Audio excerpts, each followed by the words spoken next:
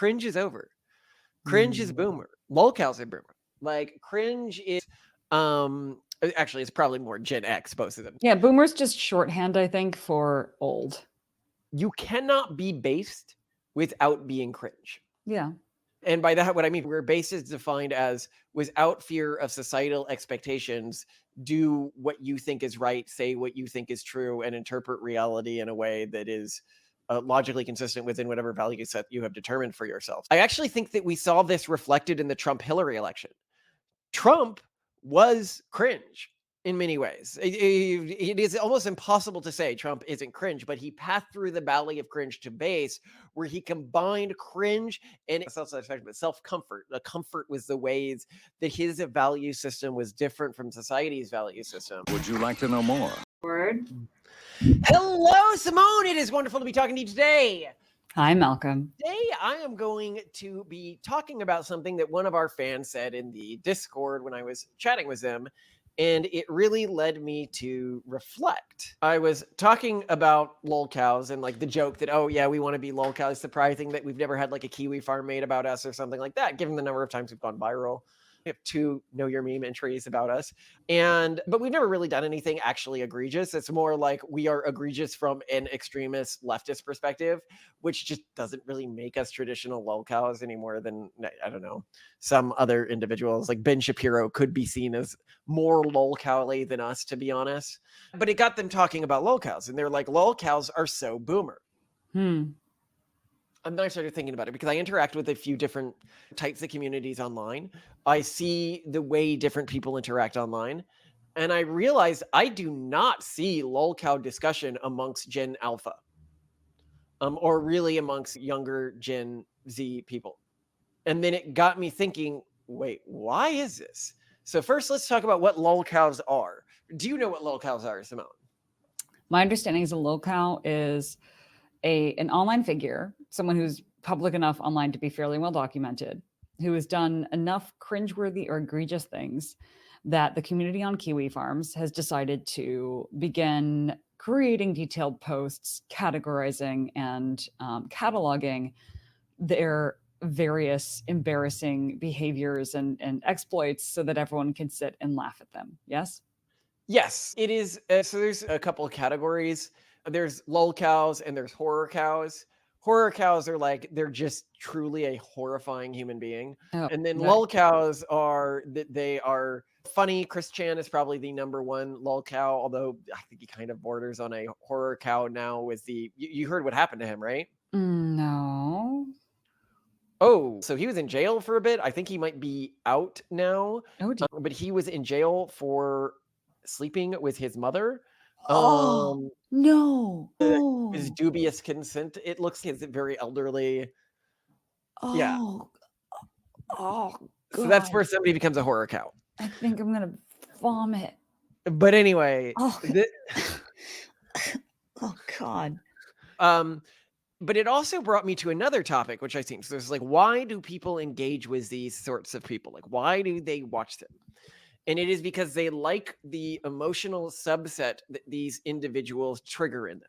And I think that there's a few justice that a bad person had bad things happen to them, an opportunity to troll someone that you see as lesser than you, the feeling of cringe at another person, and the feeling of disgust at another person, and also the feeling of learning how fringe psychology individuals work, which is actually the thing that's most interesting to me.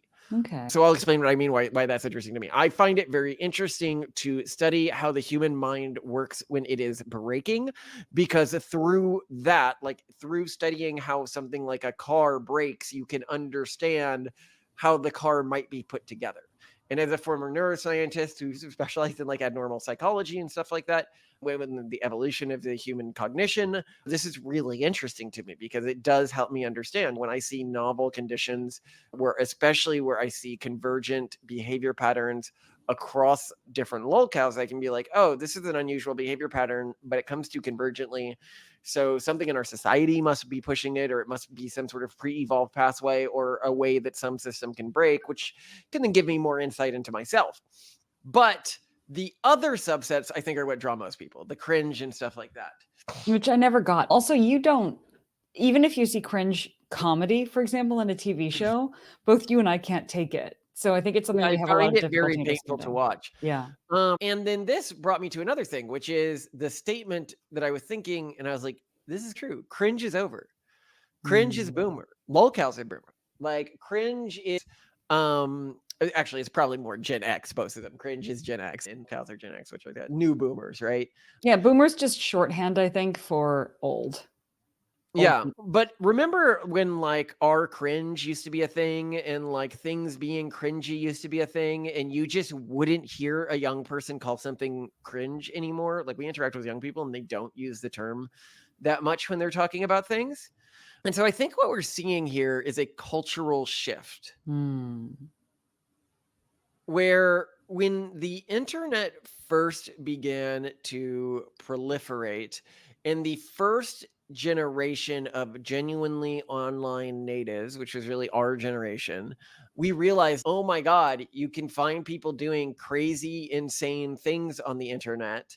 And then a culture arose following, mocking, and we're laughing down at these individuals. For the generation under us, they don't find this to be the novelty that our generation did. And they find the behavior patterns around this to be quite disgusting. Hmm. Like you could say, I don't want to say like low class, but pathetic. Like laughing at somebody who barely has their life together and clearly has major psychiatric conditions is not cool though within Gen Alpha. Ah, It's yes. it's To very speak like the young people do, because they say things cool like though. cool. I gotta make up terms because I don't know what they're saying. Yeah, we Um, shouldn't even try.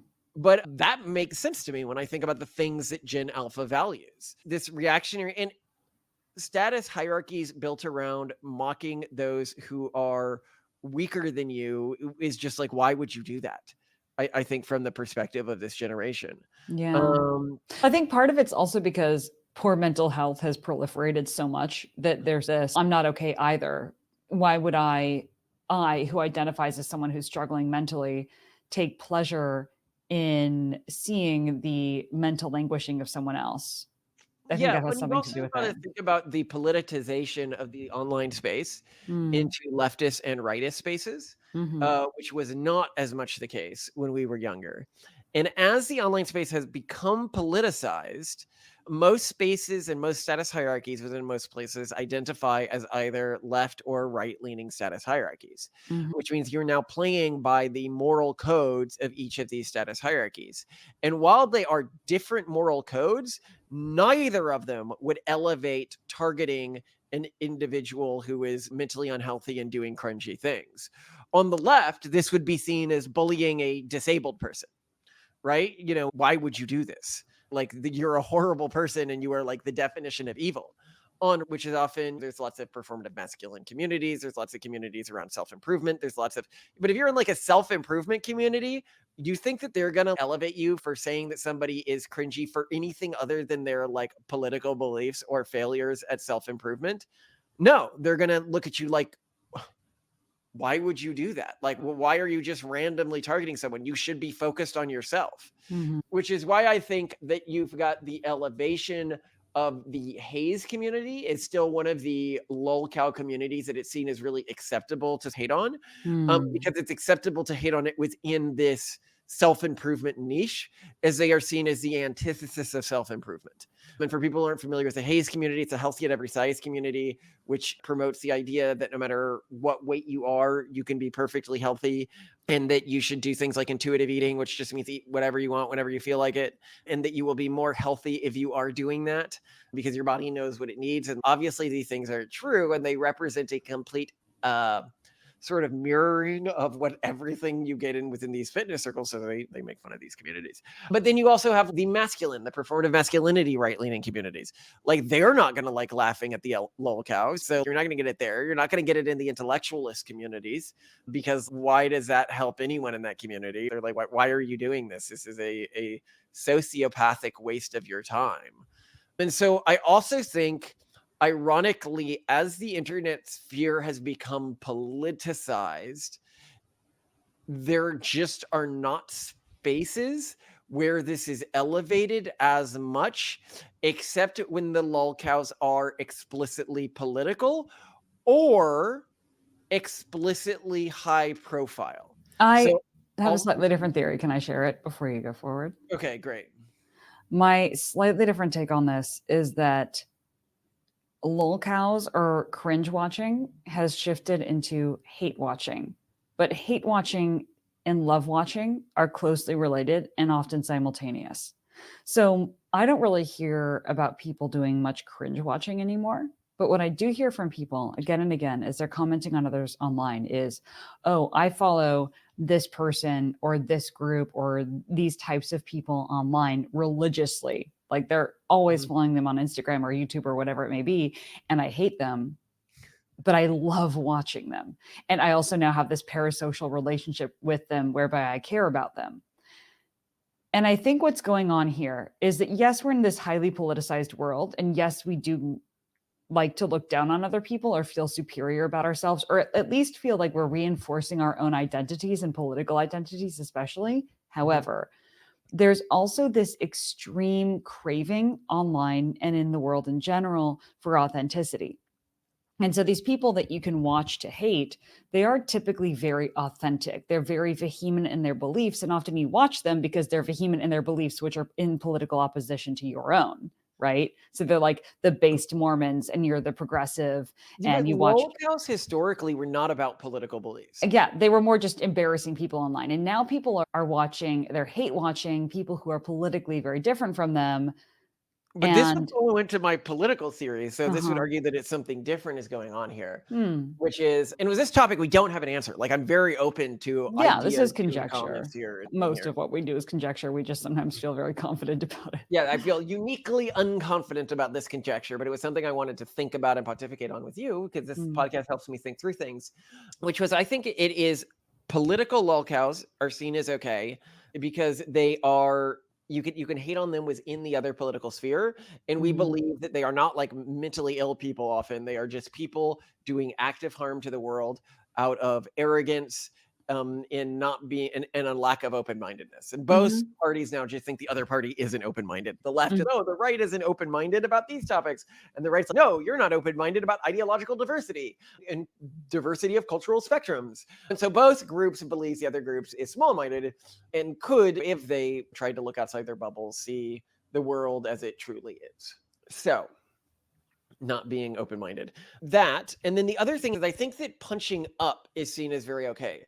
So lolcows that are famous in some way are seen as okay to laugh at still and okay to focus on. So a great example of this would be the Shia LaBeouf flag thing when 4chan was chasing around. There's a great internet historian on it. Yes. Because Shia LaBeouf is technically a famous actor, so we can lolcow him all we want. Or the Johnny Depp divorce thing, right? Like I think Mhm. people really focus on that because that woman, whatever her name was Amber just so Heard. hateable. Yeah, and not only was she hateable, but the form of hate you had for her fell into one of the political niches within the online, i.e., was in like red pill communities and stuff like that. And Mm. so this then goes to reinforce the reason why cringe stopped is you needed to be cringing specifically at an otherwise mentally competent person now because it's just not funny to cringe at the mentally disabled anymore, which like yeah, sure, like online culture has grown up and they need to be in opposition to something one of your community stands for. What do you think? Yeah, that sounds about right. I think now there's also this need to add to what you're saying to virtue signal in addition to be smug and cringe at someone. Whereas in the past, it was just fun to cringe and laugh at someone who was just incredibly mentally ill or just really stupid, which seemed to be the most common Mhm. themes. Now it's more appropriate to cringe or laugh at someone who's just very, we'll say, morally inferior per your cultural group, right? Yeah. Yeah, and I also think it's that we have moved away from a society where the lolcows were seen as violating societal norms that everyone agreed to. And that's what made them cringe. It was like this cringe that everyone could agree on. But in the modern context, that's not what we're looking at. We're not looking at because people no longer believe in like a default set of social values. The social values in the online left and the online right, because they've drifted apart so much, are unique and differentiated, which prevents generic violations of social norms as othering somebody from specifically one of those two communities. Mhm. Where do you think the future is going to go with this stuff? Oh boy, that's a good question. Yeah, who will we demonize and make fun of in the future? I could see apostates being the next top targets. So both, Oh, because what we predict, right, demographically, is that there's going to be this increasing xenophobia in high fertility groups, plus increasing levels of extreme predation from the urban monoculture as it needs to get more converts, which means that on both sides we're going to see more xenophobia, and then on both sides the ultimate enemy, the people that are the worst, are those who detract, those who leave the home culture, or those who leave progressive culture so and like abandon it. detransitioners and stuff like that. Detransitioners, religious people who convert to atheism, that those people will be seen. So right now, for example, there's a lot of people we follow online on YouTube who are like ex-Mormons, for example, who do a lot of commentary on Mormon culture. I could see there being this sort of movement of now a bunch of Mormons just really enjoy following those ex-Mormons and seeing how miserable their lives are and how childless they are and how fat and ugly they've become as soon as they leave their religion, whatever, right? Like that, I could see them going for those sorts of things. On the other side, I could see people, and we're already, I think, starting to see the forefront of this, the bellwether of this. I'm starting to see religious people doing things like that. And I'm also starting to see progressives doing things like that with trad wives, for example. Oh, now she says she's a trad cat. Now she says she's this. And look, she's going to lose all her money and she's going to be so miserable. And she acts as though she's so perfect, but she's really not. And I think that we're going to see more of that. And specifically from people who deconvert and not just from people who happen to be on the other team. We're going to increasingly ignore those people. So I hear you. That might be, which I have a different take of what might happen, Tell me. which is to say, and we've done a tweet to this extent, you cannot be based without being cringe. Yeah.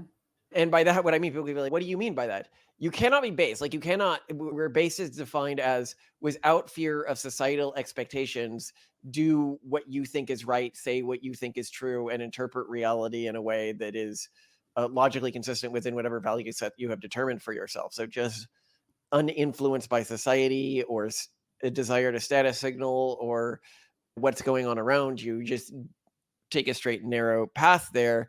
That will lead you to make decisions that it will axiomatically lead you to make decisions that go against mainstream societal values.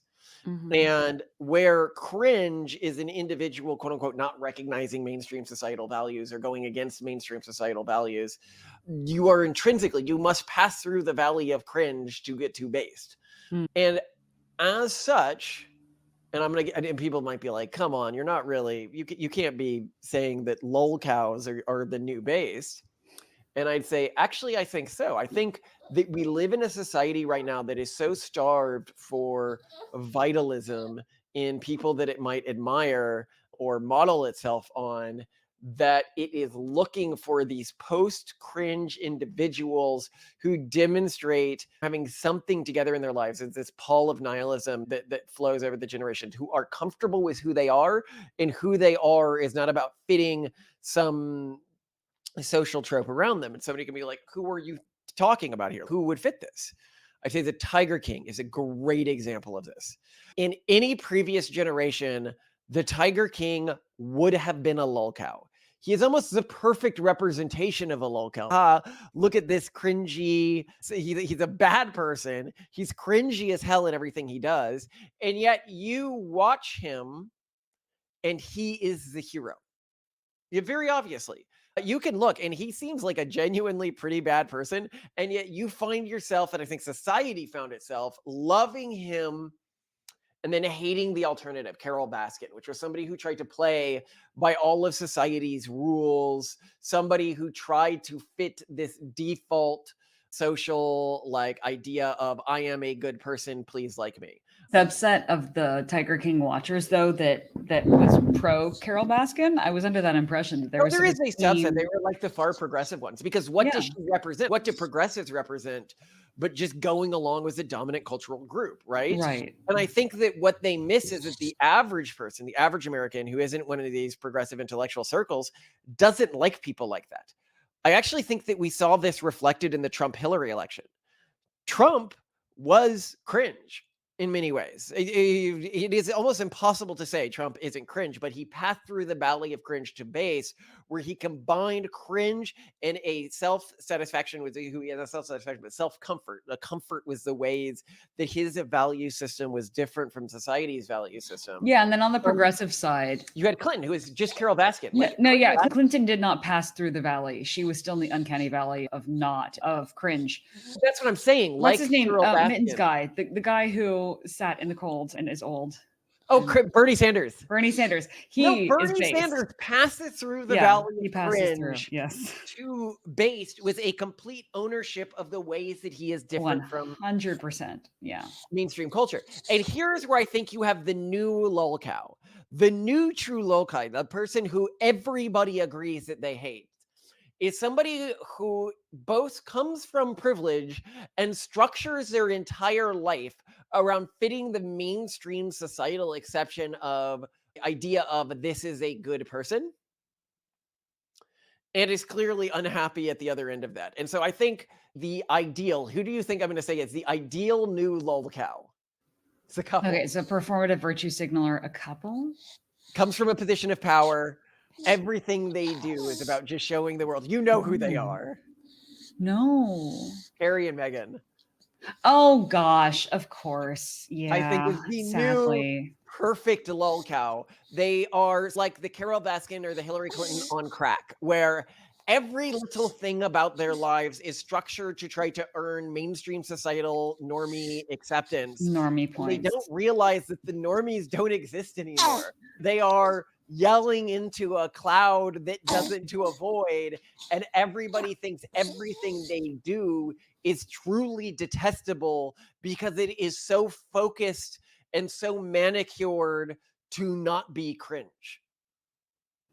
Yeah, I think that's a really good point. I think it's so interesting and I think intuitively confusing to people. And I can't really understand it myself because they do represent some fairly average and mainstream views. And they're always trying to jump on things that the mainstream has already jumped on.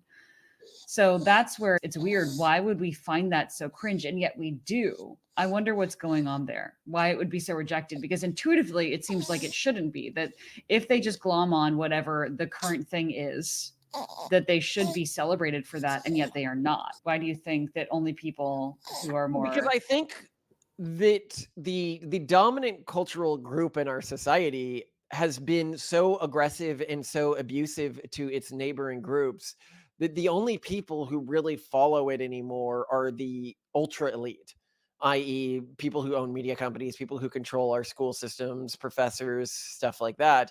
And everyone else basically sees it as this stupid culty religion.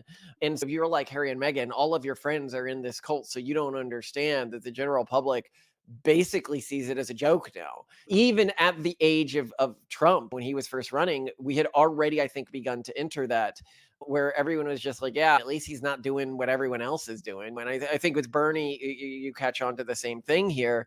People want something different. Yeah, it could be. Yeah, the biggest thing is a dissatisfaction with everything and an understanding that our current stances don't equal a solution. And maybe, yeah, it's part of a flailing for hope. But that's interesting. Yeah. I guess we'll see how it plays out, who the future targets of ridicule will be. Yeah, I'm very interested to watch this play out. And I think it's a positive societal shift. And I think that there is a hole within the current mimetic landscape for individuals who are happy with who they are, who show a sense of vitalism and optimism for the future, and who are cringe in that they are differentiate from like mainstream social expectations, but take complete ownership of that. And I think that this is best represented in the traditional Addams Family, like the 90s Addams Family, where I always say that the Munsters were monstrous because they were monsters trying to live within the dominant social culture. Whereas the Addams Family were monstrous because they were normal humans who differentiated from the mainstream societal culture so much that it made them more culturally similar to monsters than the society around them, with the joke constant throughout the old Addams Family being that despite that, they were happy and satisfied and had healthy relationships that no one else was able to capture in their society by following the rules. And in a society that is so nihilistic today, in a society that has so clearly failed people and with social expectations that so clearly do not work within this new economic and social context that we're in, people want a real Addams Family. They want a real family who your average boomer is like, oh, they're weird and cringe, but then why are they happy? And that reflects on the real boomer, that maybe they're right and you're wrong, and everything that you are teaching as a society right now is a necrotic rot of the human soul. And that when you look at something and you react, ew, that's so silly, you are merely showing that you don't understand how to achieve happiness, and you genuinely or satisfaction or a healthy relationship, and you have no future plan for where we are going as a species that breeds optimism anymore, while these weirdos do. And that humor, I think, and that contrast, I think, is what we hope to drive with the community that we build, and why I think that it isn't just random cringe alternative. And I love you for creating this with me, Simone. Thank you for not caring what others think. Oh gosh, I'm very happy with what we've done. And I really don't care what other people think, but that's probably the autism. But I care what you think, yeah. All right, have a good one, Simone. You too, gorgeous.